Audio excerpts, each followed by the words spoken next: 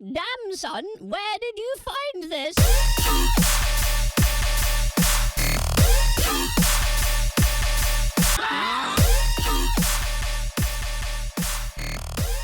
Oh, well, welcome back to Dive Bar Sportscast. Wipe your feet, pour yourself a drink, and don't forget to leave the drama at the door. We're talking college football today, and the first games are starting soon. And the reports around various NIL deals continuing to pop up. So we'll be diving into the NIL and its effects on college sports, particularly college football. But first, there is news to be had. Connor, take us away. Yeah, so first up, Walker Buehler. So we heard a couple weeks ago that he was being shut down for the season for elbow surgery. And we just found out that he had his second Tommy John, which will effectively end this season, obviously, and his next season. So it hurts. That's tough. Oh, it hurts. Tough loss. Oh, it hurts so much. Okay, I'm a Dodger fan, so this obviously is terrible news. But from an individual standpoint, I mean, Walker Buehler is one of the top pitchers in the MLB, has been for the past, several years. So that is a shame. Yeah. To really see that this season, for sure was done. He was already having a little bit of problems, with his release and everything. So now, seeing that it's good that he's getting the help he needs. That's good. Yeah, but man, to lose another season, that's tough. Yeah, you're telling me. But surgery's one thing. Hopefully we wish him the best of luck, and hopefully he will return stronger than ever. And like I said, surgery is one thing. Suspension is another. What's that? Yeah. So obviously by now I'm sure you've all have heard Fernando Tatis' 80-game suspension for using a banned substance. Pretty bad. I don't know how you get away with that. I mean, how you even pull that. I mean, he's been raked over the coals the last couple of weeks in the media. Obviously lost his sponsorship with Adidas because they say they are they believe in fair play, and he did not follow the guidelines for which that they run their company. So to lose a major sponsor like Adidas, and to top it off, his teammates have come out and said that he was selfish for having this happen, and this is huge. I mean, this is a huge loss for the Padres. Obviously, it's a huge loss for him personally and financially. And he's got to find a way to right the ship, with him and the Padres and the fan base now, because this is. It sets us. The problem is that he was really close to coming back. At the time. Yeah, like 2 weeks out. Oh man. Yes, and I think one of the important questions is you go, okay, so was he doing this too? I mean, we all heard the excuses from like Mark McGuire where they go, oh, I was using it to recover. Mm-hmm. So was he using it to recover, or was he juicing before? We know he had pretty remarkable power, coming into this, but he's also got a crazy strong swing. I don't want to make, I don't want to make a mountain out of something that may not be there. But regardless, this is going to be a massive blow for a team that seemed everything was going toward their way from a team building standpoint. Yeah, I mean we're talking. Machado, Juan Soto, they have Josh Bell too. Then and then they were going to add Tatis back into this. This season it was supposed to be, here we go. But really it's about, the season's coming. This is a problem for the Padres. And I like that this is being dealt with in such harsh terms. I think it shows that, look, this is done. Like, baseball is just starting to get a little bit of its, I don't want to say credibility, but something close to that back, in the sense of, like, we're not just sitting here watching people that are juiced up, hit home runs anymore. Right. We're trying to do the right thing. And look, I'll give credit where credit is due on that. Good. I would much rather watch an honest game than a dramatic pile of bullshit. Yeah, absolutely. So good for them taking such harsh, a harsh stance on it.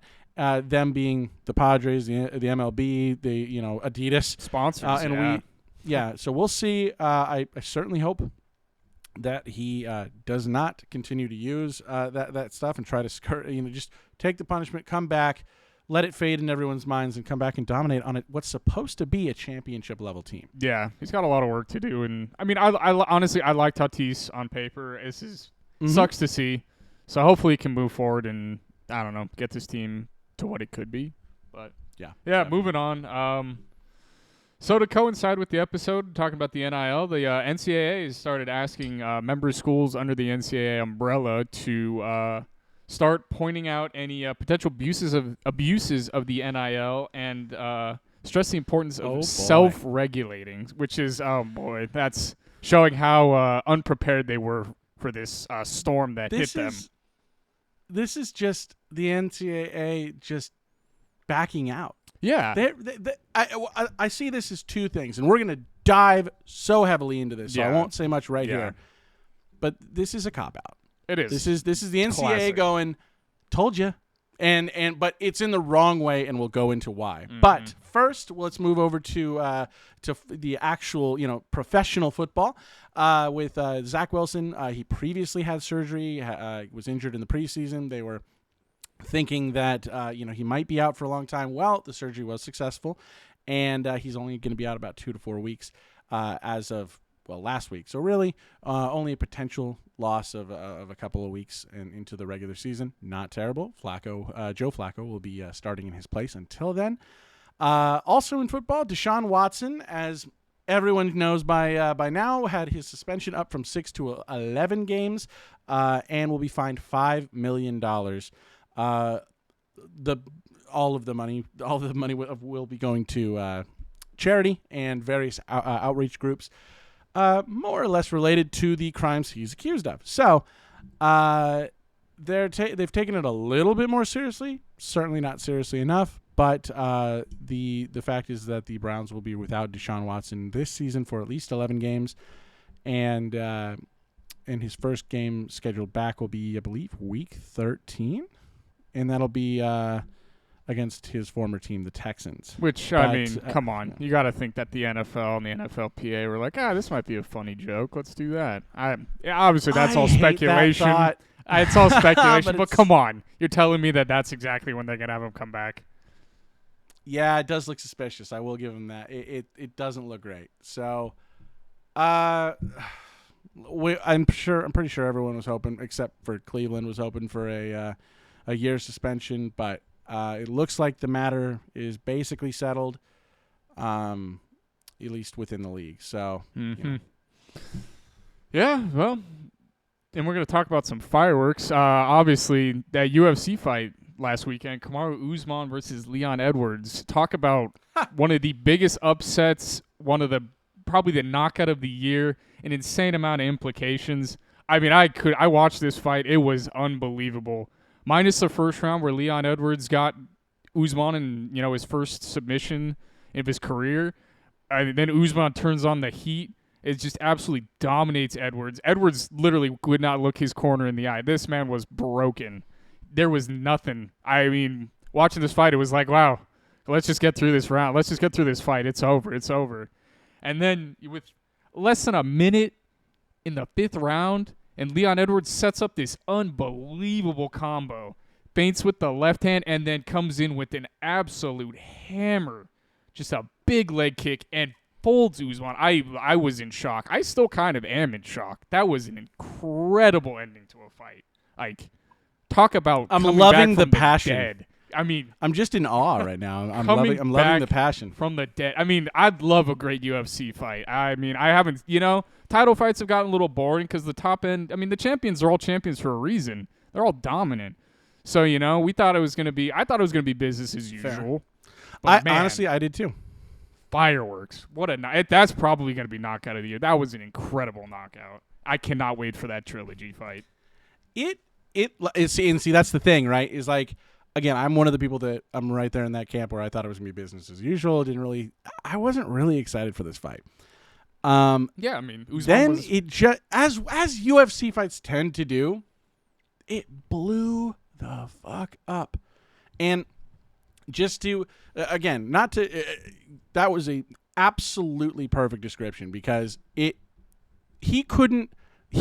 lost faith in his corner. He lost faith in himself. He looked like he was there's that. Yeah, I've never seen that in a fighter. No. I've seen fighters take punishment until the very end. I have never seen one lose. Just did not want to be in that octagon anymore. No, he was done. That was wild. So, yeah, I'm definitely with you on that. I'm going to be looking forward to the trilogy fight. But yeah, insane. Moving on. So, Roquan Smith decides to end his holdout, and he's going to play this last year of his contract with the Bears. Just said he didn't want to be a distraction anymore, and he wants to be the best teammate and do right by the city. So look, I'm one of the people that was, and you see it in the last episode. You'll see I was kind of on the fence about where I wanted him to go. I definitely figured I just want him out at that point. If he's going to be a distraction to the team and to himself, it doesn't benefit anybody. No, true. You might as well move him if you think you're going to get something for him, but. Obviously, with the constraints that were put on, both timing, the season's starting in like two weeks. Yeah. Then you've got, they've got to find a buyer for him. They got to agree on. There's so many steps to a trade that it just doesn't really make sense. And considering why the negotiations, why he was demanding this, is because contract negotiations broke down. Just seems like a case of hot tempers in a room, And I think this is the best decision for him, given the facts, given the circumstances, and given the that he could just come back and endear himself. He's clearly in that statement. He loves the city. He wants to give this another shot. It's not that he just wanted out because he didn't like the team. He just clearly was not anywhere close to the deal that he wanted. Yeah, he felt very. He's got another year. Yeah, he's got another year to for them to negotiate, and also for him to come out and play his ass off. And whether he ends up with Chicago or not, then he's got a whole offseason to figure it out from there. He's going to get paid. No matter where. No matter where he is, he's going to get paid. He's fantastic. Of course he's going to get paid. He's one of the premier, defensive players, and which is why this next one's so unfortunate, speaking of defensive. Yeah, so number 5 overall pick, Kayvon Thibodeau, suffered an MCL sprain in week 2 of the preseason. He's expected to miss 3 to 4 weeks. So nothing major, but an unfortunate start to a very talented player.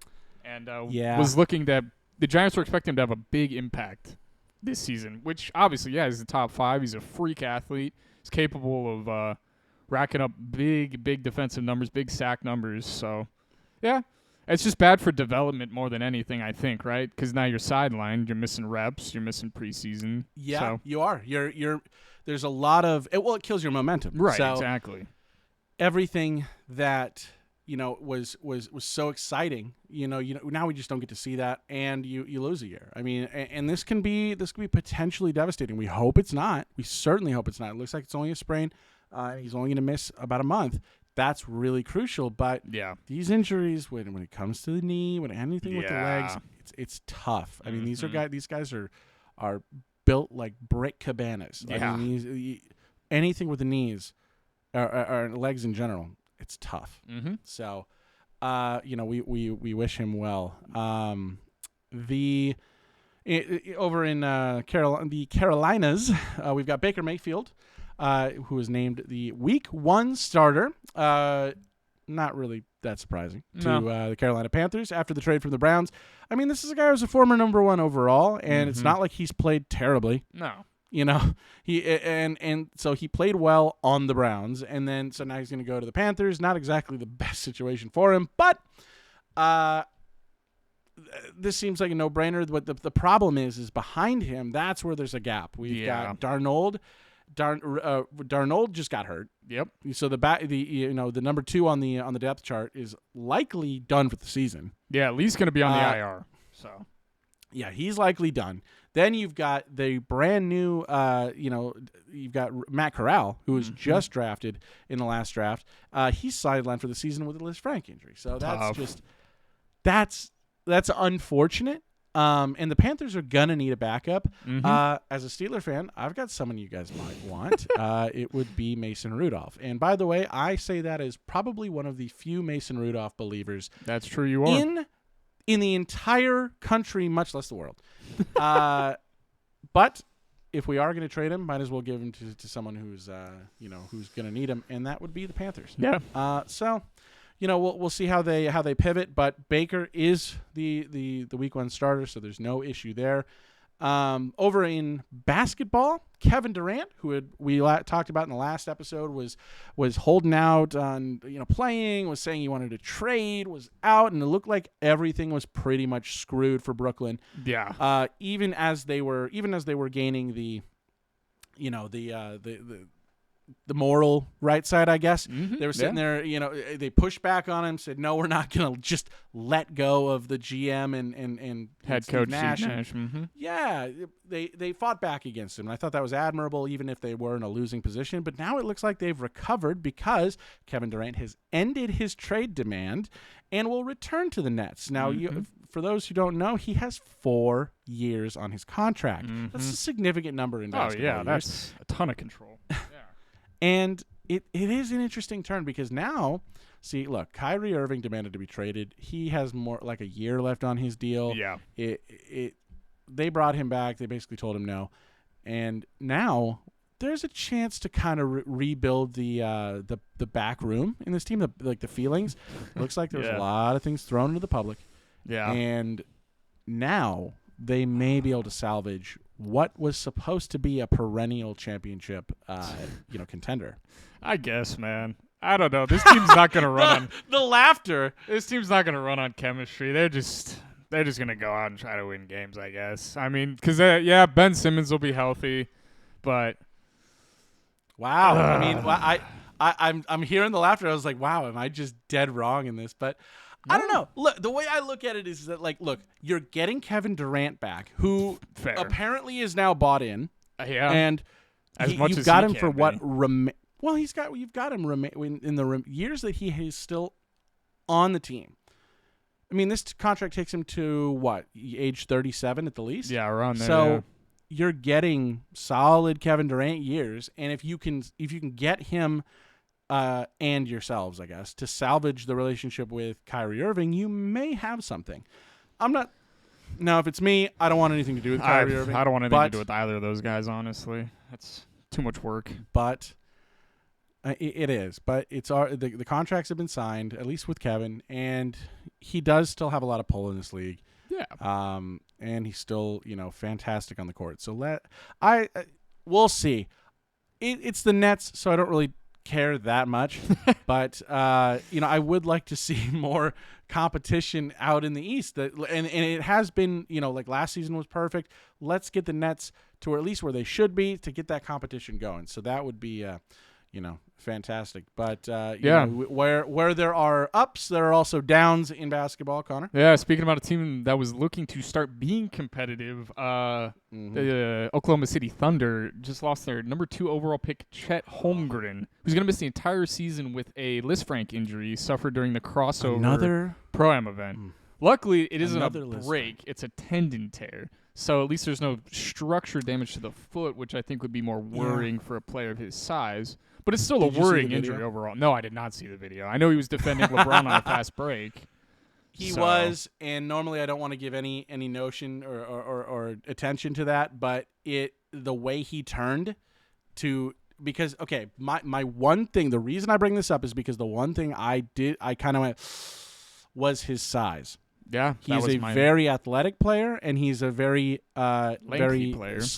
He's lengthy, but he's slight of frame in terms of he is not the weight that he technically should be for that. For his height. Yeah. So for anybody who's wondering, he's 7'1", 195 pounds. That is not going to get it done. Look, I would be the perfect weight if I was 7'1",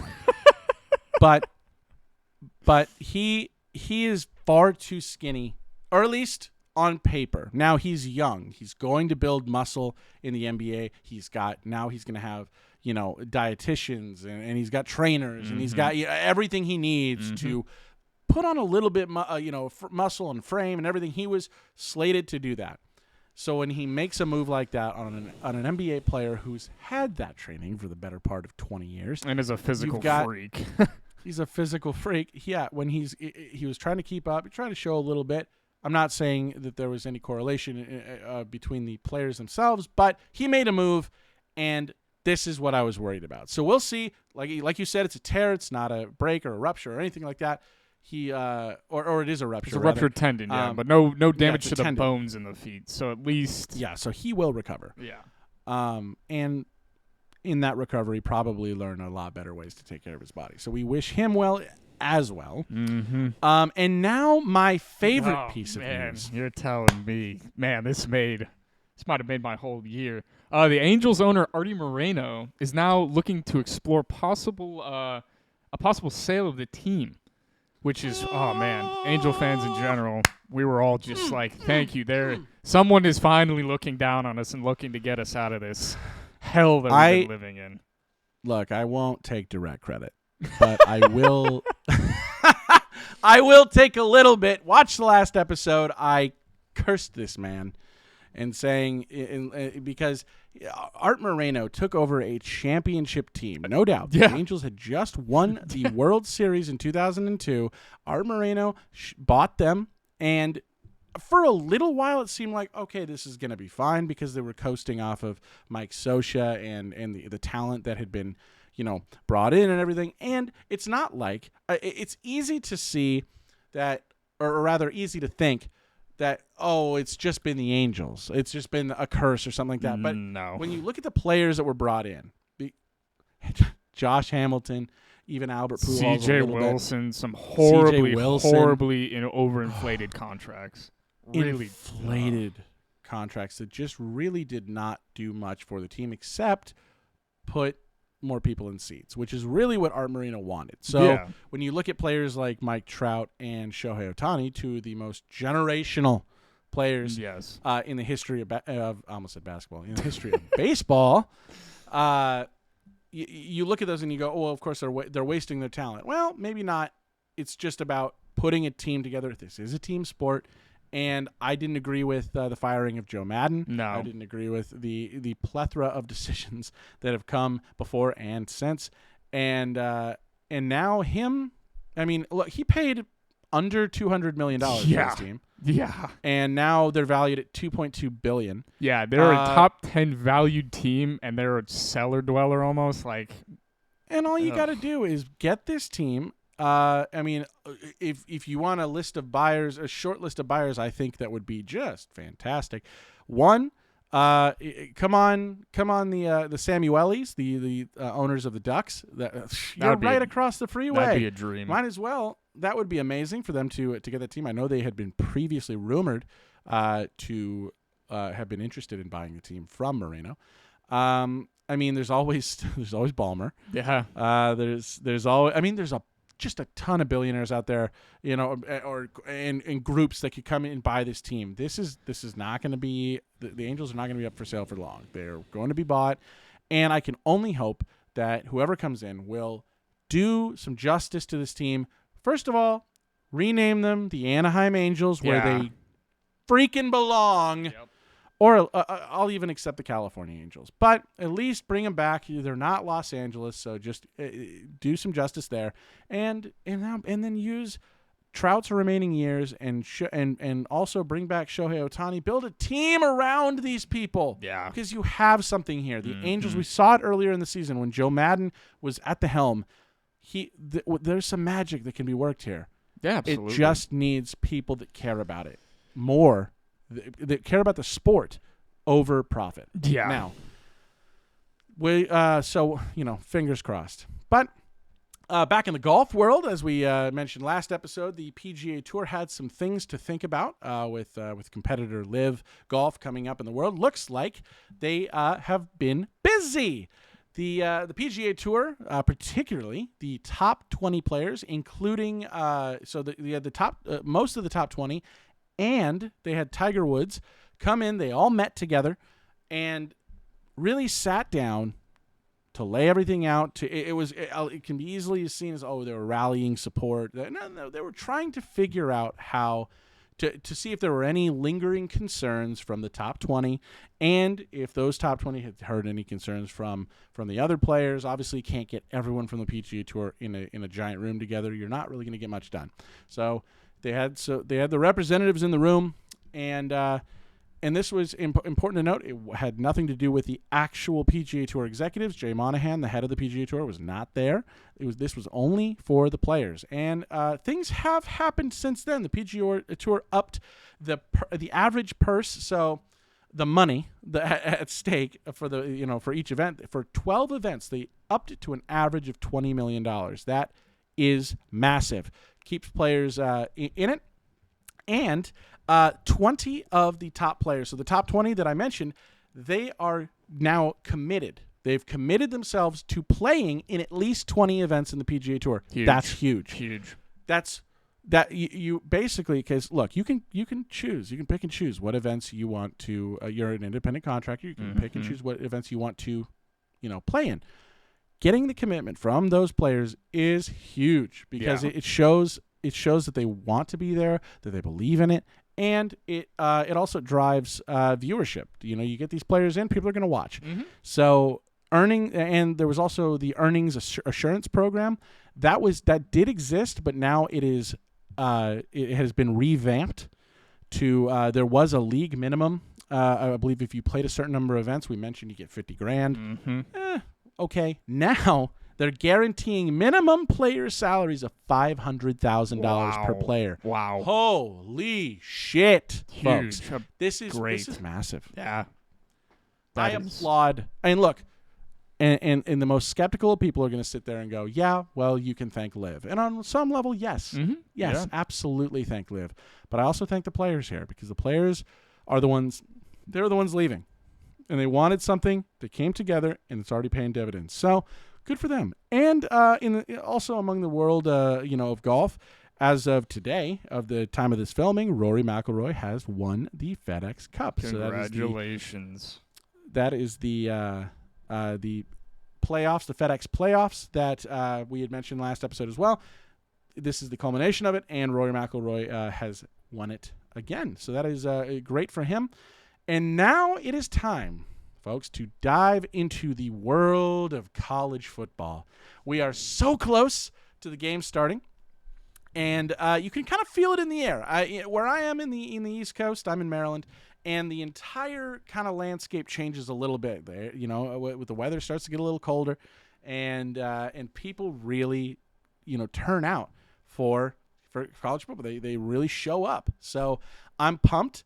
And but the top 25 was released, the preseason top 25, and it's a mix, right? So you're gonna have some surprises and some no-brainers, right? Yeah, correct. Is anyone surprised at seeing Alabama at number one? I don't think some shouldn't be. Of course not. But we did see a couple of interesting ones in the top 25 that we want to pick out. You can go and see the top 25 for yourself. You can see every analyst in the world, talk about it. But we wanted to go over just a few of the key, the ones we found interesting. Connor, you want to start us off? Yeah, absolutely. So we got Wake Forest at 22.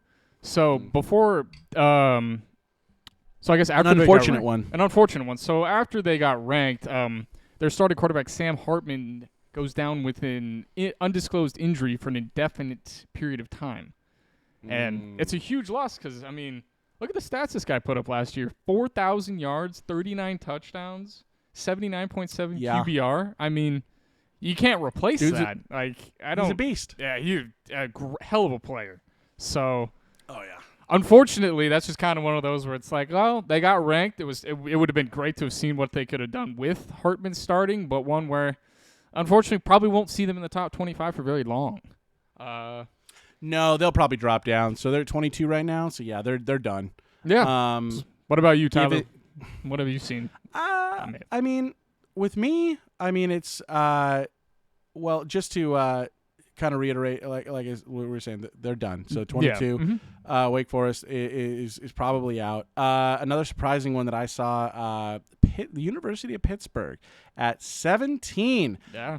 They got a lot of headlines, particularly with Kenny Pickett and more recently with Jordan Addison. So they did lose Jordan Addison. Yeah. To the transfer portal. He went over to USC. More on that in a second.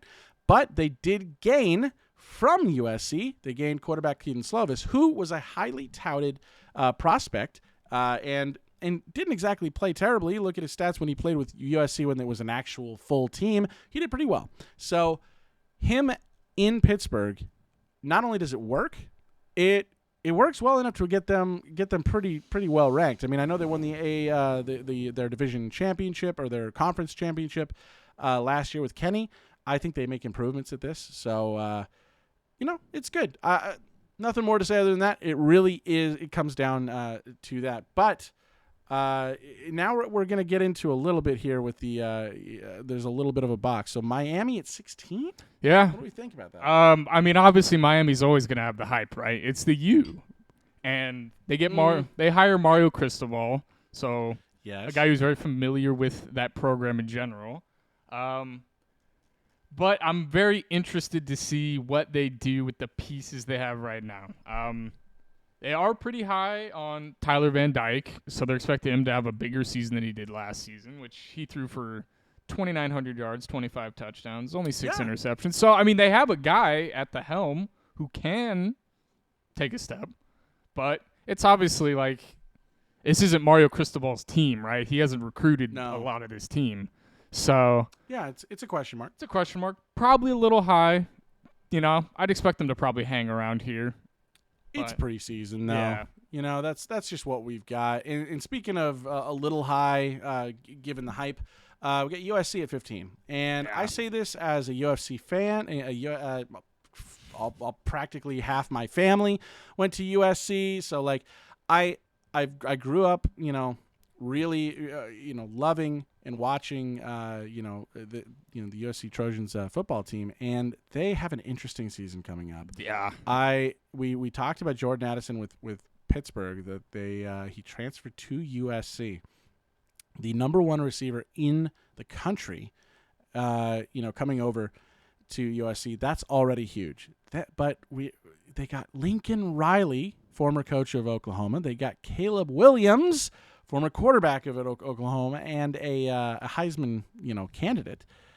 And they got Travis Dye, starting running back for Oregon last year, among just a smattering of others. Yeah, I can't believe this is a team. They built a team. They built at least they built an offense because they got tons of other players too. They have built a team out of nothing, and I mean at least an offense out of nothing. So I understand the hype. I think they may. 15 seems like they're hedging their bets a little bit, so I'll give the rankings. They're the AP top 25. I'll give them a little bit of leeway there. Some important games to be played, and we'll see if they can capitalize. I don't think that they're going to in their first season with Lincoln Riley and everything. I don't really think that they're going to, crack the college football playoffs or anything. But I do think it's an encouraging sight. And speaking of Lincoln Riley, Caleb Williams, among others, Oklahoma at number 9 lost the aforementioned the players or the coach Lincoln Riley and quarterback Caleb Williams, among others. That's a massive loss, and to see them at number 9, I was a bit surprised because I understand that their recruiting has been pretty good. I mean, let's see, in 2022 they were 8th. And they were also, let's see, where were they in 2021? I want to say they were the 10th. And in 2020, they were 13th. So consistent top 15 recruiting classes. Mm-hmm. That's where you're going to get that replenishment of talent. So I understand the hesitant, hesitating to actually re-rank them in a significant way. But this is a new coach. This is a new quarterback. There's so many question marks. Yeah. In terms of will this work from a chemistry standpoint, from a system standpoint. You're not just changing things over. Look, it was one thing when Spencer Rattler went down and Caleb Williams came up and there were question marks there. But it was still Lincoln Riley. Right. Lincoln Riley is a quarterback guru. Mm-hmm. So no one really saw anything, wrong with that. But this is a new coach, so this is going to be interesting.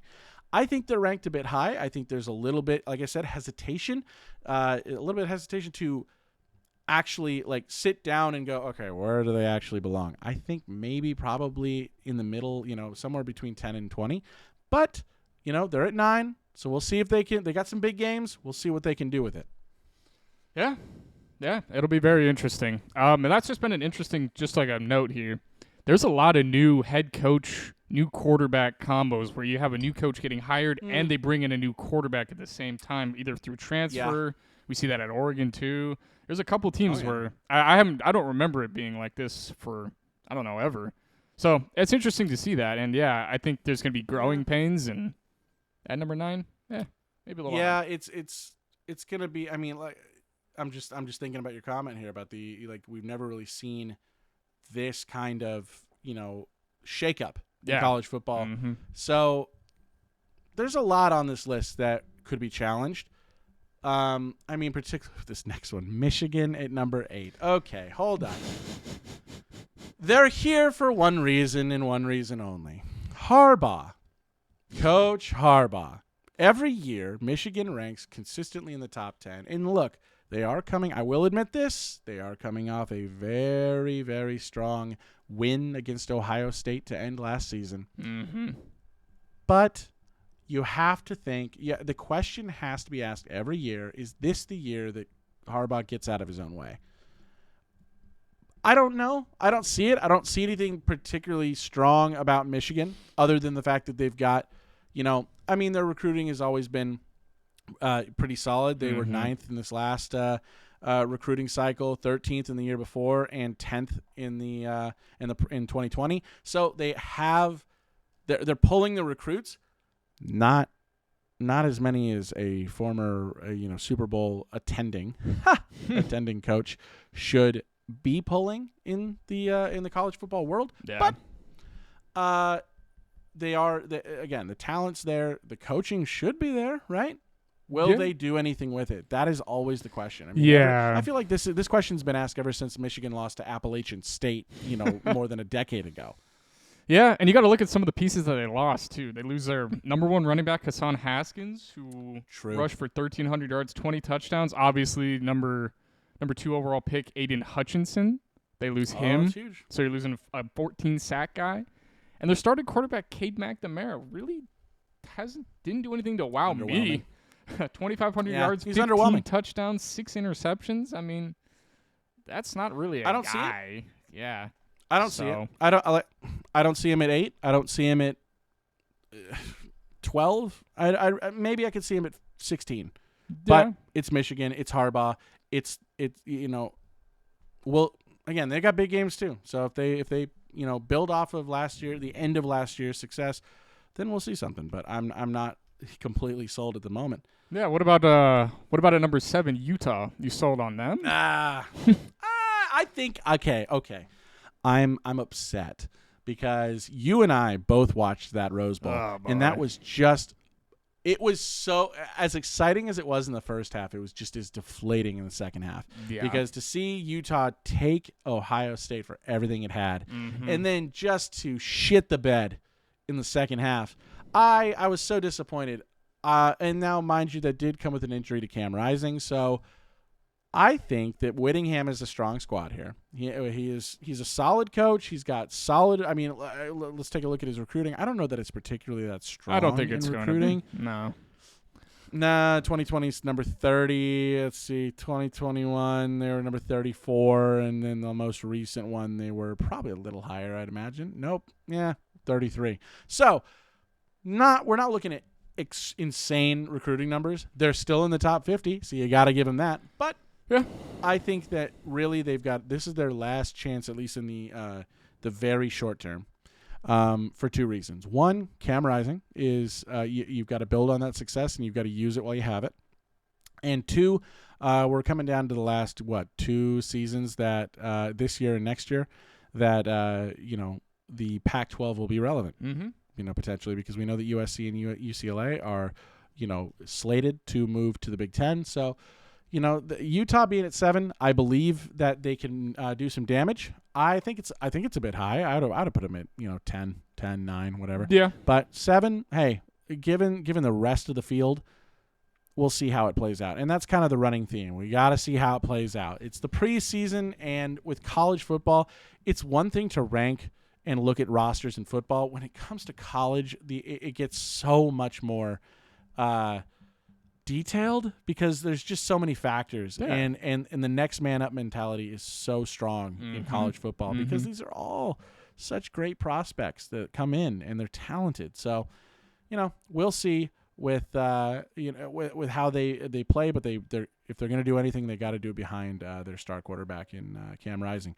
And then next at number 6, we got Texas A&M, who is they're another team that their recruiting has been off the charts. Yeah, phenomenal. Okay, let's look in just the last 3 years. 2020, number 6. 2021, they were number 8. And then this last one, they took the cake at number 1. I mean, we're talking about 8 5-star recruits, which was more than double the amount Alabama got. They got 24 stars. And then in 2021, when they were 8th, they got their fair share of 4 stars and 5 stars. In 2020, same split. They have talent. They are ranked here because of their talent. Will they be able to capitalize on it? Big question mark. They're super young. Yeah, that's where the experience comes in. And they don't have a star at quarterback. They have stars at a bunch of other positions, but your main guy running the squad who's moving the ball, he's not a big name. He's not, but not to say that there's not opportunity for that absolutely not. To take place. I just think that they're really young and that they really they've got a lot to prove. But given their division, I mean, what are they? Let's see, Texas A&M. I want to see their schedule real quick because I know they've got some important games. Arkansas, huge. Alabama, there's your biggest test of all. Course. Mississippi, that's and Miami. So you've got 4 games throughout the season that are really going to test you and I mean right there. If you can back to back Miami and then Arkansas. Yeah. You win those 2 games going into the Alabama game, we might be seeing them ranked in the top 5. Absolutely. So we'll see. I'm not too sold on it, but me neither. Whatever. But and I'll tell you who I'm damn certain not sold on every single year, but this year might change it for me. Wow. Number 5 here. Yeah. Notre Dame. Ugh. I don't know, man. Same thing. New coach. I mean, they have a tougher schedule. That's what I'll give them credit for. That had always been kind of my knock on Notre Dame was play more talented teams. Come on, this independent stuff is. And that's why I say let's look at the schedule because look, every year, like Connor just mentioned, the question for Notre Dame is when are you going to pick a division, and when are you going to consistently play the top talent, in the league, and that was different. It was a little different when every year you're playing Ohio State and USC. USC hasn't been what it was in the last 10 years. So, even longer. So you've got to be able to play top talent if you're going to get ranked really high. But this year might be the year for Notre Dame to shut everyone down and finally, be worthy of its top 5 placing because game 1, folks, we're talking I mean, this episode at the time when this comes out, it'll be tomorrow. I mean, it's Saturday the 3rd. They're playing Ohio State. That's the only test you need throughout the season. You're getting it on game 1. That's true. So Ohio State's ranked number 2. So this isn't a shake around game. This isn't preseason. If they beat Ohio State in any kind of way in any kind of adjective that might be toward convincing. Yeah. We're talking a whole different, they could be playing themselves into college football playoffs from game 1, but they're playing Ohio State, BYU, they're playing Clemson, they're playing USC. 4 games against ranked talent, and 2 of those are in the top 5. That's massive. So this may be the year. Again, new, like you said, new coach, untested, whatever, but we'll see if they can do it. And we'll get that answer pretty much tomorrow. I mean, I'm looking forward to it. I'd love for Notre Dame to prove me wrong, but not a lot of faith. It's against Ohio State, so I want them to. This is the only game I want them to prove me wrong in. Wow. And speaking of top 5 talent, we are going to rattle off the last 4 here. Clemson in number 4. Pretty underwhelming season last year. Yeah, very underwhelming season for what we've expected from Clemson from the last few. So, I mean, obviously, we're going to have to see a much, much improved season from DJ Uiagalelei, their starting quarterback. Say that 10 times fast. Yeah, please do. I've been saying that in my head this whole podcast to make sure I didn't butcher it. Yeah. So they've got a lot to prove, but it's they have Clemson. to do it. They have the pedigree. Dabo Swinney obviously has shown that he can win big games. He's a multi-time college football playoff winner. Oh yeah. So it'll be interesting. Their defense is real. They're gonna put some. They're going to stop people from scoring. It's going to be can they score points, which is the same thing, same narrative from last season. Yeah, it's the opposite of the problem they had when they had Trevor Lawrence and Eddie N and everything. They could score, but could they defend? Now it's they could defend. Can they score? Speaking of defense, Georgia at number 3, reigning college football champions. Georgia, they lost an absolute avalanche of defensive talent. God, man, in those names, pretty sure. That was pretty sure the last draft could just be Georgia. I mean, they drafted didn't they set a record for most I believe they did. defensive players drafted in the first round? I mean, if you look at the defensive they were setting records last year that I don't know if we'll ever see as dominant of a defense ever again. I mean, yeah, they had some unbelievable players. Obviously, comes to mind Nakobe Dean. I mean, how do you replace a captain and a linebacker like that? Obviously, Trayvon Walker, the number 1 overall pick. Jordan Davis, it's just an absolute monster in the middle defensive line. Man.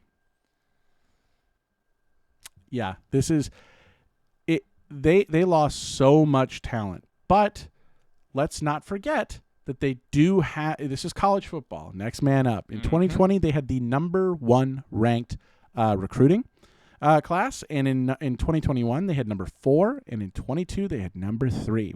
Consistent top 5s. They have the talent to replace this. This is going to be a great team for a long time. I'm not surprised to see them ranked in the top 3. The only reason they dropped down 2 spots is because they lost all that talent. Yeah. But and then you've got, with the last 2, Ohio State at number 2. This is where you start to get the explosive offenses. I mean, Ohio State being ranked, they are so loaded on the offensive side of the ball that I'm not even sure if we're going to see any game that they score below 40 points. You're telling me. Man, CJ Stroud can sling that rock, man. He is the best quarterback in college football. He just is. I say that with just such a heavy heart, and not being able to lure him to a California school. No, man. Given that's where he's from, both him and Bryce Young. But look, I know Bryce Young won the Heisman, and I know that he's on Alabama, but make no mistake, CJ Stroud, from talent to intangibles, is the best college football quarterback. He should be the first overall pick next year in the draft, and if he plays nearly half as well as he did last season, I mean, the man completed 72% of his passes. That is crazy. So he is an accurate quarterback who also has the correct intangibles that you're looking for. But his team is not ranked number 1. That is reserved for the always around, and I say that rolling my eyes, Alabama.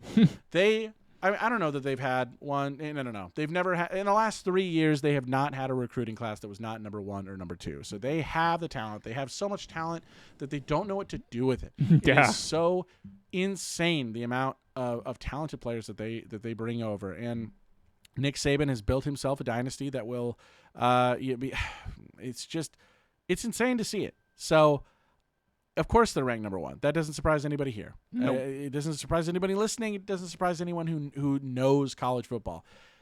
They've got tough games. They're in the SEC. They belong there, and they've got the Heisman, the reigning Heisman winner in Bryce Young, and who is only, in my mind, slightly behind C.J. Stroud. But these 2 teams at 1 and 2, they make sense. Absolutely. So yeah. Wouldn't be surprised if we saw them playing each other in the final.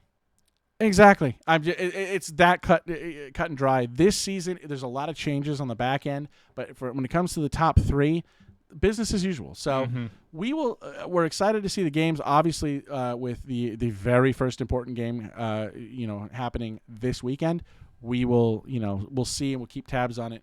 I would certainly love to. I mean, either way, we win. Me and you, Connor, we win. Either Notre Dame gets stomped and we go, told you, exactly, or Ohio State gets stomped, and I mean, I'm happy because I'm a USC fan, so Ohio State getting stomped is always fun.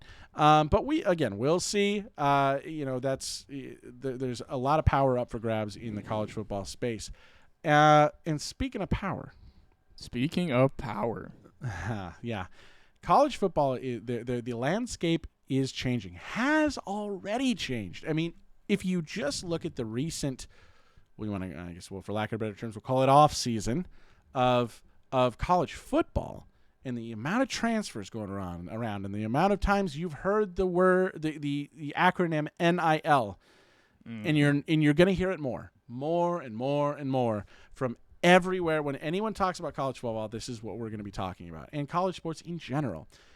The NIL. Now, NIL, for those who don't know, stands for name, image, and likeness. And what it does is there was a court case that went to the Supreme Court, and the Supreme Court has now ruled, and previously ruled, that college players are allowed to profit off of their name, image, and likeness. They're the one. It's their name, right? I mean, ordinary citizens already do this. If you want to sign a deal, if I want to sign a deal and use Connor's name and his image and his likeness in anything that I want to advertise, I have to pay him. That's how it works. Well, the NCAA previously didn't allow that. They put a stop to it. That's why. Look, you can see it in everything. Go find a video game called NCAA football. Oh man, like 2005, right? You'll notice that none of the players have names. It's because they're not allowed to be used. Because if they were to be used in the game, they'd have to pay all of those players. So this is good, and it raises questions at the same time. It's good because these players should be paid. 100%. Yeah. They're making a ton of money for the NCAA. And, get these little stipends to pay for food and whatsoever. And they were pulling in massive amounts of profit for the NCAA, and they were not seeing any money for it. Yeah. And regardless of what you want to say they get in return or what they used to get in return, it wasn't enough. You're using someone's, entire likeness, you need to pay them for that.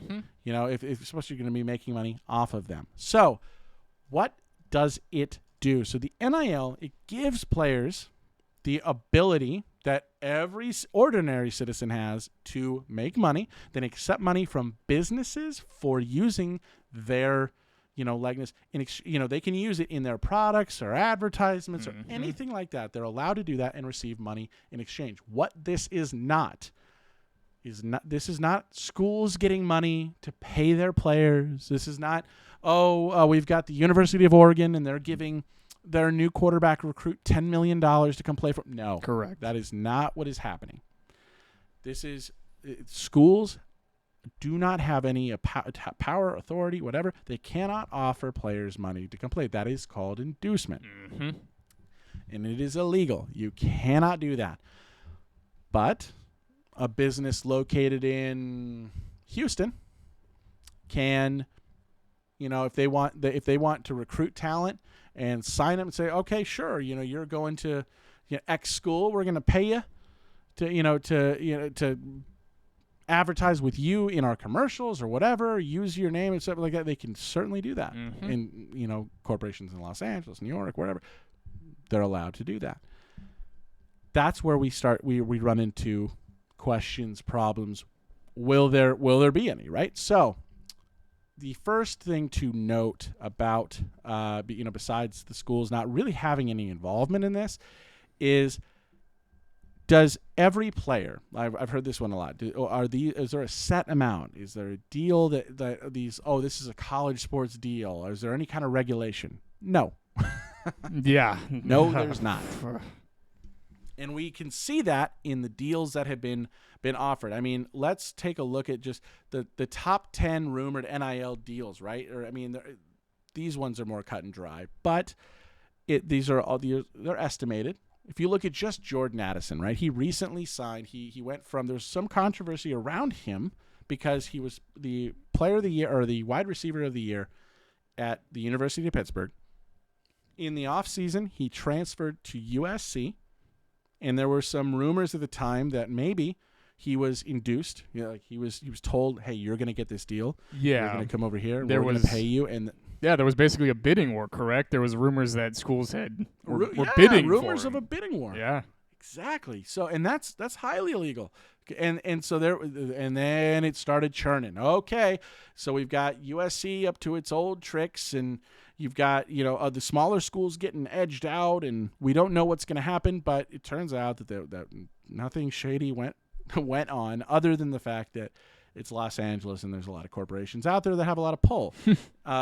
United Airlines signed a deal with Jordan Addison recently. To use him in their advertising, all of their new routes that they're offering, and so they gave Jordan Addison a deal. I'm not sure of the money of that deal, but it is significant. I mean, these guys. I mean, he's estimated to be a $1.5 million player from a college sports perspective. So that's significant money. Yeah. And if you look at the other players, that are out in the world, or in the country at least, there's a lot of money to be had. So, do these players get the same deals? No, it's up to the company. It's up to the corporations involved and the the companies that want to pay them to. I mean, what's that deal? I think for this he's a quarterback recruit. So we're not even talking about a quarterback like a college player yet. Yeah, an unsigned player. Yeah. A high school recruit is rumored to have the largest NIL deal in history at $9.5 million. And that's quarterback Jaden Rashada, rumored to be, he's committed to the University of Miami. Okay, wow. Yeah, so he's committed to the University of Miami, and there have been a bunch of rumors around his deal. But that is the rumor is, the reports are that he is signing this deal, and it is going to be. I mean, that would be insane. We're talking about $10 million almost for a guy for a high school player who hasn't played a single snap at the next level from where he's at the college level, right? So it's not high school where these guys put up insane numbers if they're that talented, right? Mm-hmm. And you're gonna pay $10 million. Obviously, these are all rumors, but this is just kind of the landscape that we've been seeing, right? It's just players getting an unreal amount of money for this kind of stuff, which on one hand, fantastic, right? That's what they should. They are watched. They are entertainment. People pay money to go see them in general, right? So it's good that they're getting this kind of money. It's just how the deals are being done, where it's all coming from. But $10 million for a high schooler, man, that's a lot of money to bank on a talent that may or may not pan out. Yeah, but it's great for him. He's set if that whole contract goes through.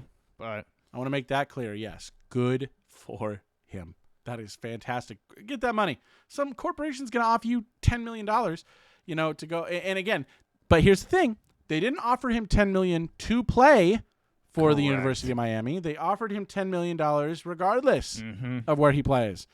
That's the thing that everyone, the missing connection in people's heads. This is not teams. Colleges are not working with corporations and saying, you need to offer so-and-so that much money so we can get them over here, and it's contingent on. No. Yeah. No contingencies. None of that. No paying for performance. Pure advertisement. So let's go over a little bit of what is, the rules that, go through that are attached to this, this kind of situation, this NIL, as it were, right? So they're going to be paid by the schools. No, we know that. We know that they're not being paid by the schools, and they're going to get paid in a variety of ways. Again, it's up to the corporation in the type of advertisement, but the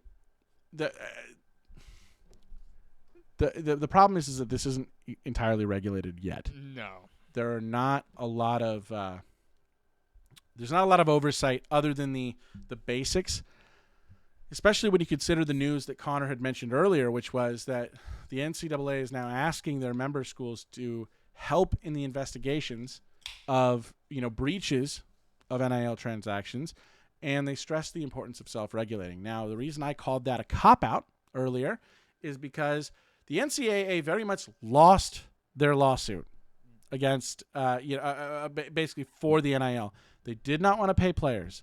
College football has been an amateur sport since the 1800s. They are not paid, and they shouldn't be paid, was their argument. That's what their argument was. And they lost. So now they have to players get paid, and they can't exactly sit there and rake it in, and if they advertise with certain players, they've got to pay them. Mm-hmm. So they lost this battle. And why I said it's a cop-out is because basically they're saying, you figure it out. Yeah. Self-regulate. Mm-hmm. You guys wanted this. Right. You guys fought for it and wanted it, man. Oh, there are problems with it? Suddenly, you guys are sitting back and realizing you need some regulation. Yeah, but you know what? 2 points. One, fuck off. Fuck off. You guys you guys didn't want to pay these players. You were raking in billions. Yeah. Fuck off. Yeah. You have the power and the organization to help schools figure this out and to do your job in investigating, potential illegal activity. Yes. And if you're choosing not to do that, then it goes beyond petty at that point. You're just being negligent. Yeah. Yeah. So that's what I have to say about that. On the other hand, I think schools leaving it in the hands of schools to self-regulate is a conflict of interest. Yeah, 100%. Well, you bring in, look at the rumors that already swirled around USC. Even though they were found to be false, it still brings in the question of, are these bigger schools going to get, particularly private universities, are they going to be able to do some shady, underhanded shit to get the top talent over to their schools to compete every year? And are the smaller schools in the smaller conferences, are they going to suffer? And which... It's a big question. It's a big question. Yeah. There's not a clear-cut answer. No, if you want just my base level observations from all the corrupt shit we've seen from schools over the years, I'm going to say because that's more money in their pockets, right? Look. There's been some shady shit going on at schools. From people paying to get their kids in, to rich people left and right. You got schools. Only one school was caught for this in the University of North Carolina, but I think it would go widespread. They were North Carolina was caught for basically giving its athletes passing grades no matter what. Oh yeah, that's right, man. Which undermines the entire, point of higher education. Yeah. So, I know they were caught for it, but I would argue that there are so many schools out there doing that same thing. Absolutely. But they were not punished. And there's in college sports, there's what's known as the death penalty. Now, the death penalty in college sports is basically you do not get to compete for anything relevant. Mm-hmm. There's no college football playoffs. There's no ranking systems. There's no bowl games. You lose, and I'm pretty recruits. sure you lose the amount of recruits. I think offers you can send out or recruits you can sign. There it is. So the death penalty in the NCAA is the power under the NCAA to ban a school from competing in a sport for at least 1 year. It's colloquially termed. Colloquially, we're going to leave this in. All right. I'm not editing it out. I may be having a stroke. Colloquially termed, the death penalty is a nod to capital punishment being the harshest penalty that a school can receive. It's only been implemented 5 times. Once for the University of Kentucky in 1952. The basketball program at the University of Southwestern Louisiana, the Southern Methodist University program in 87, yep. Morehouse College in 04 and 05, and McMurray tennis program in 06 and 07. And mind you, the last two were Division II and Division III sports. A tennis program got the death penalty? What the fuck were they doing? Oh, God. I'm sorry. That would caught me by surprise. A tennis program got the death penalty. Jesus Christ. Okay. So the in division for that one, the tennis program. Hold on, I'm actually interested now. I don't even think they mention it. Oh yeah, McMurray. McMurray's tennis team had its seasons canceled after a part-time coach and his father, Neil Hart, and his father arranged to obtain $126,000 worth of grants for 10 players from foreign countries. Oh, man. Division III schools are not allowed to offer scholarships. When the athletic director learned about the violation, he forfeited the one match the team had played that year and then canceled the seasons, then self-reported. The infractions committee said that while Hart's intentions were good, he had nonetheless committed blatant violations. The committee was also angered by Hart's statements at the hearing, where he referred to the NCAA rules as a joke and described the grant program as a scheme. That's actually, you know what? We're going to bring that in because here's the thing. They were basically found to have been offering scholarships when they're not allowed to. They were offering them to foreign players in order to, bring in more talent. Yeah. They got the death penalty for 2 years, which was they were banned, and the tennis program was actually eliminated. Wow. They don't have a tennis program anymore. Wow. At McMurray College. And this is the dichotomy you see between the dichotomy you see between the upper echelons of college sports and the lower echelons. This was a Division III school. They got the hammer. Yeah, they got the hammer. They got worked. That's crazy. There's no other way to say it. The NCAA didn't even phase them to just stamp out. But UNC is basically committing fraud with all of its, its students. And doesn't even get. NCAA loves North Carolina. Let's be real. That's one of those teams that they just love. They love them, but they love a lot. They love a lot of schools out there. Sure. But Division I, they do not really like to touch, and they haven't since the '80s. So, the top schools. So when the NCAA comes out and says, police yourselves, that's just it's in line with everything they've done, which is we're going to take this big stance, but we're not really going to do anything to enforce anything. Correct. And the NCAA just really exists to rake in money at this point because now you're expecting the conferences, which are gaining power. I will admit that the conferences, with the SEC, the Big Ten. I mean, these are conferences that are gaining power and. I mean, now they're even talking about maybe bringing the college football playoffs. Maybe they just run college football, away from NCAA, which would be, I mean, I don't even know how to think about it other than, because when I think college sports, I think the NCAA. Correct. But, it's, but we've seen the things that these organizations, when they have enough power and enough pull, they can basically do whatever they want. Yeah. And that applies to schools as well. So let's take a school like the University of Southern California, USC, in their position in Los Angeles, their position as, coming back in the college football world and now rising in college basketball and really being a contender in a lot of Division I sports. When you see a corporation in Los Angeles offer certain players NIL deals, it can be very easy to assume that there's no way a player from like Wisconsin would ever get those kind of deals, right? Because the pull in Los Angeles, the power, the money is just it's where it is, and that's where these questions would really come into focus. Because look, you do not have to be located in Los Angeles to be a corporation that offers a deal to somebody. Correct.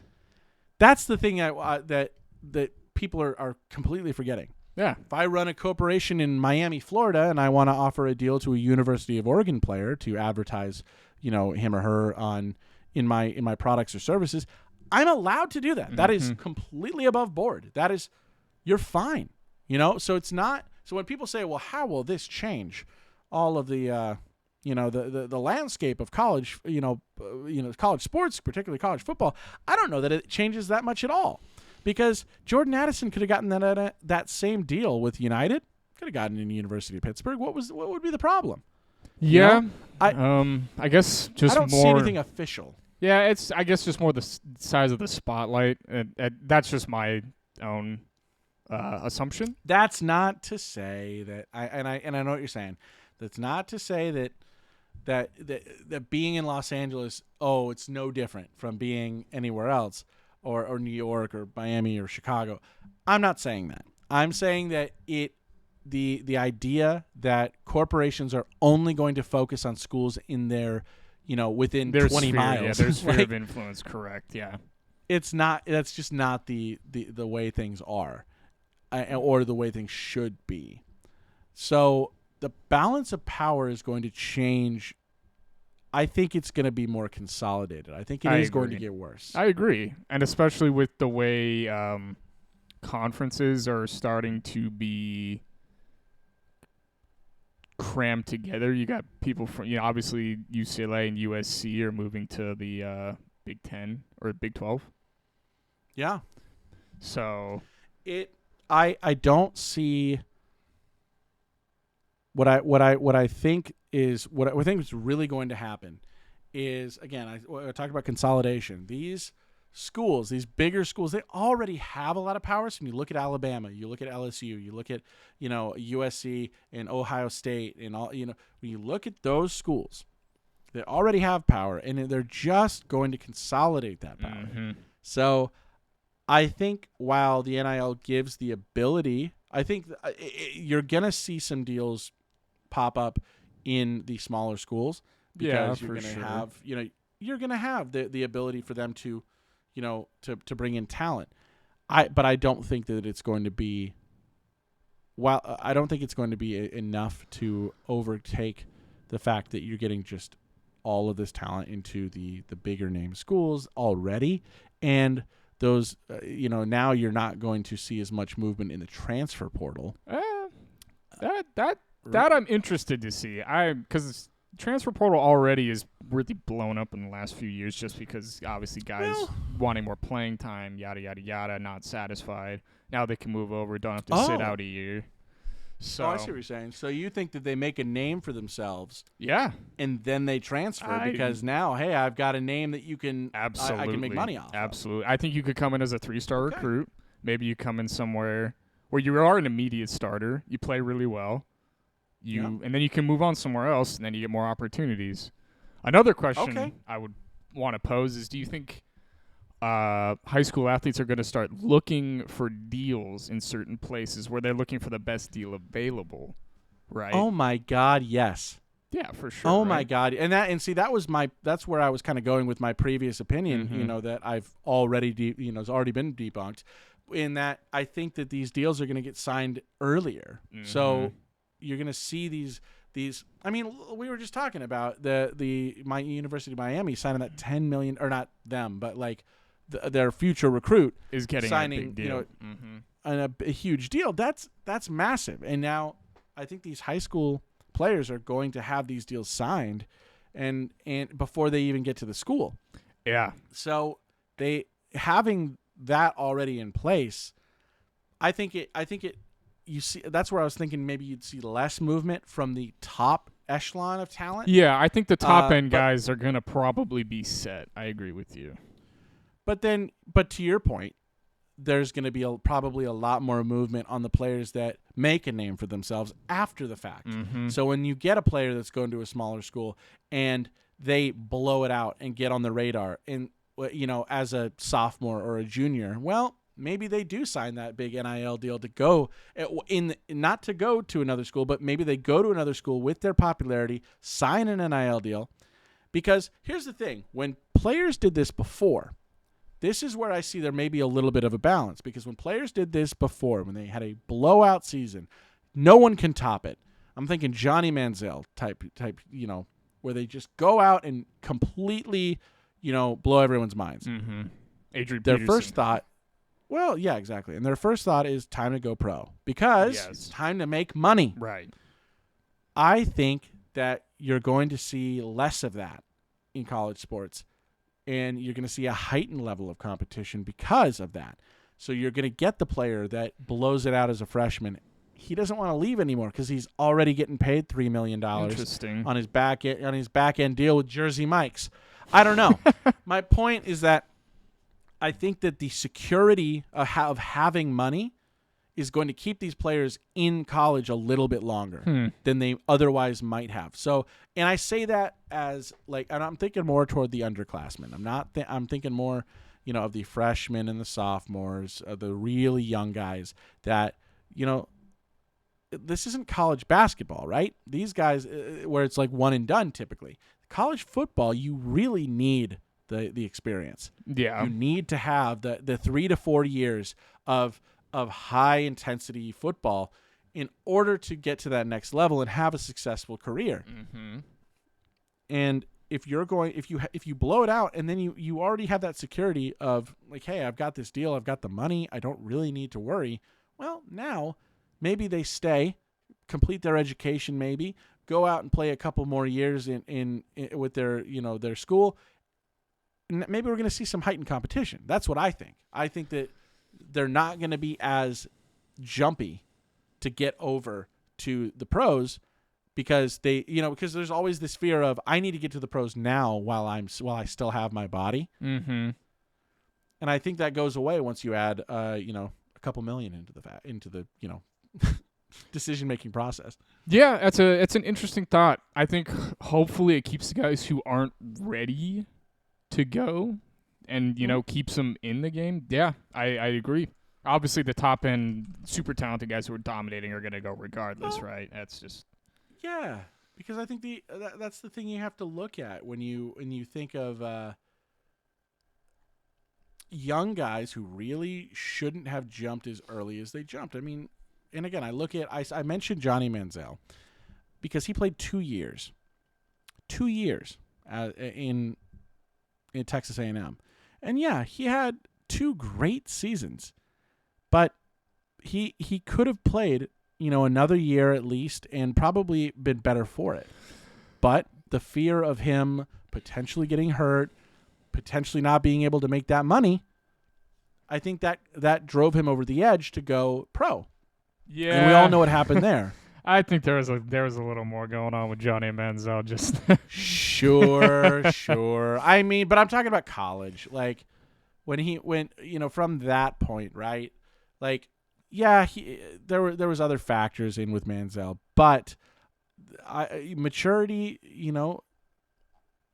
that kind of goes into you got to stay and play a little bit longer before jumping into the pros. I mean, we've seen that as kind of a growing problem in pro football as it is. We've seen the guys that are more focused on social media, more focused on TikTok rather than being in the watching film. Yeah. They're more, focused on their brand individually than going out and playing football. And this I'm not saying it will be, I'm not saying it won't be. I'm just saying I think it might be the bridge between those two schools of thought where you say, I need to make my money, but I'm really freaking young. Yeah, my one rebuttal to that is you're talking about brands, obviously, and guys being focused on their brands. This NIL allows guys to build their brands from age 17, 18 years old, right? So, yeah. Like, now, do they become more focused on that because they have already started it, right? It's like thinking, football's not going to last forever. So, well, that could be that's the question that gets raised, right? That's the other side of it, and that's we're on basically opposite sides. Where it's like on one hand, do they have the security of the money and then they go out and play better, do they get a taste of the money and think this is what I have to do? Mm-hmm. This is all I should be focusing on. So that is the question. I'm not sure, to be honest, entirely sure, but I still lean a little bit more toward they're going to probably stay in college a little bit longer because okay. Again, if I'm and this is I can only speak for myself, right? Right. I know that if I'm in that situation as a college player, someone who has enough talent to be noticed, okay, at that point, two of my thoughts are I need to stay healthy in order to go pro and make money, and what is the best path to get there. And for a lot of guys, that's leaving college early. Yeah. For a lot of guys, that's going pro, taking their chances in the league because at least they'll sign if they get drafted. In the first 3 rounds, they'll have a decent enough deal to get them through, and whether they make it or not, they've made some money. Yeah. With the NIL, I think that 1, they should have been being paid anyway, so that's good, and then 2, it just gives them that little bit of security for them to go, okay, I can build on this. I can become a better player. I've got money coming in. Right. I've got this rolling. So I don't need to worry about all the things, because a lot of these guys are coming. I mean, they're not coming from the best of situations all the time, True. Right? They think they've got to provide for their family. They're thinking, hey, if I go pro, my family's needs are met. Mm-hmm. I'm going to be able to do so much, give back, and that's amazing. And most of these guys do that if they have the ability to do that earlier. Does that give them the security to stay in school and potentially finish their education, potentially build upon their blowout season or seasons, and get drafted even higher? So that's at least what I think. I'm not sure of how of whether everyone's going to think like that, because there are guys that hey, we've seen it. You get a taste of the money and you start running. Yeah, and you have a lot more freedom once you're a pro, because you're not really, obviously your team and all that stuff, that's kind of a governing body, but they're not on a level of a governing body as a school, right? So yeah. Well, I mean, yeah. But yeah, it's interesting. But I think moving on, so some other speculated problems. I mean, obviously we haven't even touched the tip of the iceberg. That's the NIL collective, correct? Which is probably the seedy underbelly of this whole thing. That's this kind of loophole, more or less, that's come through that I think is going to end up being a major problem, right? Yeah, okay. So collectives are essentially, so we talked about corporations. Mm-hmm. Corporations are allowed to go and spend whatever they want. Well, alumni or booster or essentially little organizations that work in tandem with schools, like the booster clubs and programs and whatnot, they are now working with corporations to form what are being called collectives, where they will offer deals to players, essentially, that go to their schools. Yes. Now we're running into problems again. Yes. Coming back to USC, there's a booster program where the school is basically saying, "Stop. We don't want anything to do with you. Yeah, don't, don't come anywhere near us." But they're still going despite, and they're saying, I mean, I think their deal was they're going to pay a minimum salary to every player on the roster, which I don't know how that's not inducement. That right there is starting to get into a level of I don't know that it even is. I don't even know that it's speculation at that point. If you're telling me, if I'm an NCAA executive and I'm just reading the paper or reading the news and just seeing that, USC's booster, this collective, they're going to offer every player that goes to USC a minimum salary. Yeah. I'm immediately investigating that, because you are outright saying, come to this school and play for this school and you will get paid. Mm-hmm. That is the opposite of what NIL is supposed to be doing. 100%. So that's where we run into the big problems. Yeah. And when it comes to collectives, we've been talking up to this point. We've been talking about a lot about what does the NIL do in spirit? What should it do? What will it change anything? All of that gets turned on its fucking head when you add into the collectives. When you bring in the collectives, everything changes, because now, does it affect the power of college sports? You fucking better believe it. Abso-fucking-lutely. I mean, this is the perversion of the system to the max right here, right? This is basically offering. This is where the bidding war, quote unquote, is kind of come in, right? The seedy underbelly of college sports. Yep. This is what everyone is referring to. So when you have boosters that are unofficially linked or unofficially connected to to these universities, regardless of whether the university wants it or not, they're basically recruiting with money and offering, sure, you can play here, and if you do play here, you get this money.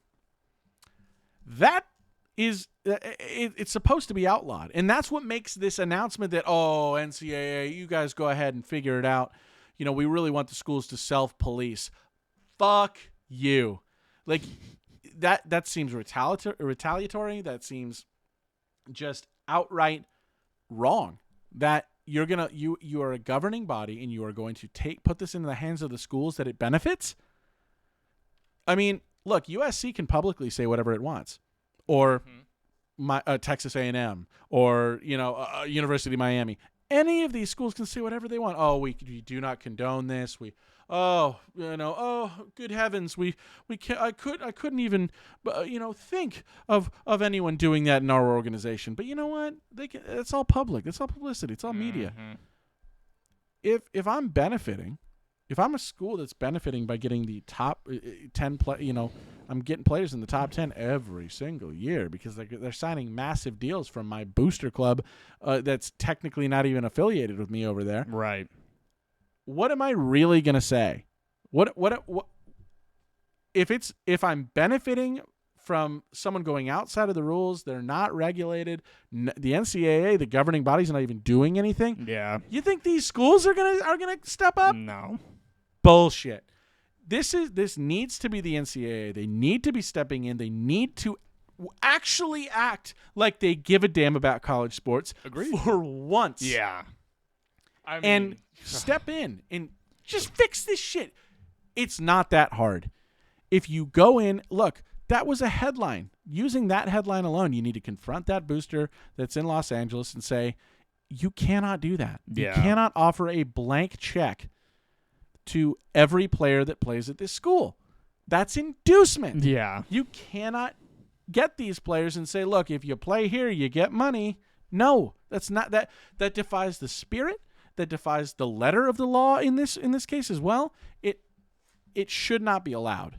And that's what's so frustrating, because this is what changes things, folks. When we get into the actual, what the collectives will do, I mean, Alabama, LSU, Texas A&M, Michigan, Ohio State. Just go down the top 25. Yeah. All of these schools have power and pull and authority, and all of them have booster clubs too. Mm-hmm. And if the NCAA is telling me that, hey, the only thing that's stopping you from essentially being in the top 5 for the rest of time is you being moral. Oh my God. Like that's not, you're not threatening me with anything. Like, oh, do this or you're a bad person. Okay. And I get no punishment for it. Why wouldn't I? What is the incentive to let all of these other schools potentially do the same thing and just bop me over the head with their collectives? Yeah. All I'm saying is that this is going to be, you cannot allow the schools to police themselves when they stand to benefit. So I mean, and there are 3 models of collectives realistically, and the one that's really, really scummy is a donor-driven collective, which they pool booster and supporter funds, which create opportunities for athletes to give the money back to them. And so it's basically they wash the donor money and pay these players, and then the money comes back to the dude. It's just money laundering with extra steps. Yeah, it's crazy. So this is the one that the NCAA realistically is probably going to hammer, because that's the one that, man, that is seedy, that is scummy. Well, we say they're going to hammer it, but they just came out and said, nah. Yeah, and what Mark Emmert, the NCAA head, stepped down basically right after this NIL, the whole NIL freedom, like after that lawsuit was lost, So and they haven't even named who's going to replace him yet. So they need somebody who's going to be knowledgeable in this, or at least hire a whole new division. And I think even on the boots on the ground level, I think that more schools need to hire that have their own divisions in there that are versed in NIL law and all this stuff, and they're the ones that are taking these offers and are presenting them to the players. So at least both the player and the school have some level of liability or culpability, right? And they'll be fine. so it becomes more legal and players know what they're getting into, that kind of stuff. That's probably the first thing that should be done. I know a couple of schools have done it off the top of my head. I know LSU has like a general manager for that kind of thing. Duke does as well. Okay, so they're putting things in the works. Yeah. But here's the thing: I'm hearing LSU, I'm hearing Duke, I'm hearing schools. Yeah. Again, schools that stand to benefit. Didn't we just talk about UNC getting caught, like basically giving all of its athletes a free ride? Yeah. You know, they don't. You just get to skate by in the academic portion. That if they're willing to do that, imagine what they'd be willing to do to get the top recruits. Yeah. And I say that for every school imaginable. And again, you can sit there and say whatever you want, you know, as a school, as a university, we don't condone X, Y, and Z. But if you're benefiting from it, the NCAA has no, even if they wanted to, they have no way of figuring this shit out. To me, that just screams that this is going to be a major problem. Yeah. And the thing is that the effects are going to be really easy to see. If this ends up being a problem, you're just going to see a school outright challenge Alabama for supreme dominance. Because here's the thing. Alabama is, in college football, is the premier school, and it's the school it's their championship to lose every single year, because Nick Saban's built a dynasty based on bringing his players to the pros, and players want that. They want to be professional players. Yeah, so they go to Alabama. How many Alabama players are stars in the NFL right now? Like, oh God, they're everywhere. And the thing is and you see that in other schools too. I mean, and in particular positions. Why did Oklahoma have so many good quarterbacks, and now USC again will have so many good quarterbacks? Because Lincoln Riley's a quarterback guru, or at least he's known for being that way in at least the last 10 years. He's sent multiple quarterbacks into first-round selections, and they're quarterbacking for teams in the NFL. Yeah. Players, students see that, and they go, I want that career for myself. I want to be a pro. I want to do this. So if you start to see the balance of power shift away from that, which I think was going to happen naturally with the NIL, but I think it's going to be exacerbated by these collectives coming in. And it's not going to be easy to hide. If USC, for example, is allowed to, this collective is allowed to do this, you're going to see a higher level of talent come to USC, because these players that may never have been able to get an NIL deal, well, now they're going to get a fucking salary? Yeah. Like, that, I don't understand how that's even legal, but if the NCAA is not going to investigate it, or if they're telling USC to investigate it, well, good luck, because it's not going to happen. These schools are not going to police themselves in the way that people think. Yeah, right. Because at the end of the day, they're making money. They're making money, and they're getting notoriety, recognition. Mm-hmm. They're getting higher rankings. They're getting better players, and all of that brings, again, like you said, more money. Bowl games are a ton of money in the pocket. A ton of money, and at a time where the college football world is already being shaken up, you add in these collectives that are poisoning what should have been such an amazing, thing for college players.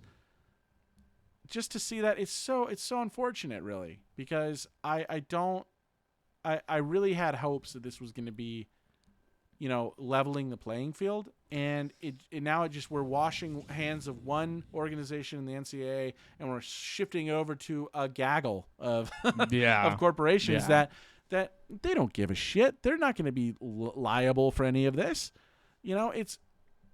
I don't see it as being particularly great for the all-around college sports. But football. Yeah, that's the downside with it being rolled out as fast as it did, right? Was that there was no preliminary groundwork really laid. There was no, being able to test it, right? It was kind of just all free-for-all, what do we do as human beings? We're going to find loopholes because everybody wants to make money, right? That's just the way it goes. Yep. So, really, there's really only a couple of options here. So the NCAA has, as up to this point, tried to wring its hands of this whole problem. I think out of just being fucking petty. They lost their lawsuit, and now they're kind of doing the "told you so," move by letting these collectives run free at this time. Mm-hmm. But they've got to step in. At some point, 100%. They've got to step in and limit the power for the boosters to do anything. In my mind, the boosters should have no power. Yeah, there should be no involvement. No involvement whatsoever. You are affiliated with the school. Yeah, you give money to but we're not. Yeah, you give money to the program so the program can, get new facilities. Thrive. Yeah, whatsoever. Stay alive. You make sure the players are getting the best treatment and best facilities as possible. Yes, and the boosters, it's a simple equation. Would you be a booster for your rival school? Of course not, because you don't want to help them. You want to help your school, right? That's an affiliation. It may not be an official affiliation where you're sitting there getting paid, and you're not on the payroll from this university, but you are affiliated nonetheless. There should be no connection between NIL and those boosters. That's how you fix that right away. Corporations that want to go out of their way, like United, and sign a deal with Jordan Addison because they believe that he's a star player that could boost their brand and their advertising campaign. That's what this is about. Yeah. Or it's not about boosters sitting there saying that I'm going to pay everyone that goes to this school. Right. Like even the Chicago White Sox announced an NIL program. Deal, so it's like they're just giving players from the local area opportunities. That's great. Yeah, that kind of shit where it's like players from DePaul and stuff. That's because and here's the thing. The players that they bring up in those deals, there's little chance that they're going to be playing for the White Sox. Yeah. It's not even it's literally all there's basketball players, a bunch of different sports. So it's that's great. And what I'm saying is that they don't stand to benefit from it. Yeah, they're not getting a direct line to a play. Yeah, where they're going to yeah. It's not like they sit there and go, "All right, what team would you want to play for if you were you're a basketball player, you don't want to play for the Bulls. All right, we're going to cut this money off." No. They're not sitting there saying that if you don't play in Chicago, you don't get to play, you don't get the money. Right. But these collectives, that's essentially what's being Correct. You don't get that base salary unless you go play at USC. You don't get this money unless you play for Texas A&M. Correct. That's the problem. Mm-hmm. And the NCAA has the power to limit that and has the power to regulate it. They're choosing not to up to this point. I'm hoping that they've just been sitting here collecting data and are trying to find the most efficient way to.